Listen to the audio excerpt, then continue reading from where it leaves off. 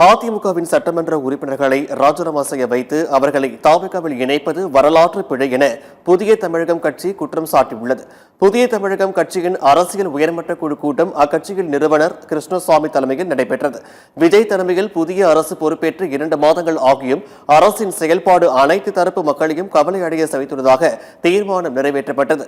வெற்று அறிக்கைகள், வீராப்பு பேச்சுகள் எந்தவித பலனையும் தராது என்றும் அரசுக்கு தலைமை தாங்கும் முதலமைச்சர் விஜய் இன்டீரியா நிலையில் இருந்து விடப்பட்டு ஆக்ஷன் மோடில் செயலாற்ற வேண்டும் என்றும் தீர்மானம் நிறைவேற்றப்பட்டுள்ளது. ஊழலை ஒழிப்பதே லட்சியம் என சூளுரைத்து ஆட்சி பொறுப்பேற்ற முதலமைச்சர் விஜய் ஊழல் பெருச்சாளிகள் ஊடுருவ அனுமதிக்க கூடாது என்று தீர்மானத்தில் கேட்டுக் கொள்ளப்பட்டுள்ளது. தமிழ்நாட்டில் இந்த மாதிரி தொடர்ச்சியாக தினம் ஒருவர் ராஜினாமா செய்கிறார்.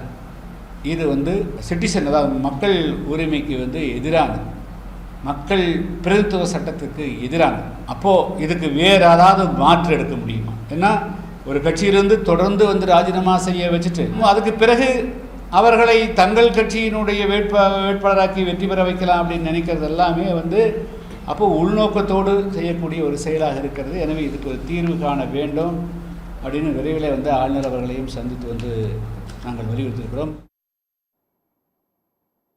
கூட்டத்திற்கு பிறகு செய்தியாளர்களை சந்தித்த கிருஷ்ணசாமி, தேர்ந்தெடுக்கப்பட்ட சில மாதங்களிலேயே ராஜினாமா செய்துவிட்டு மாற்றுக் கட்சிக்கு செல்வதை மக்கள் விரும்ப மாட்டார்கள் என்று குறிப்பிட்டுள்ளார்.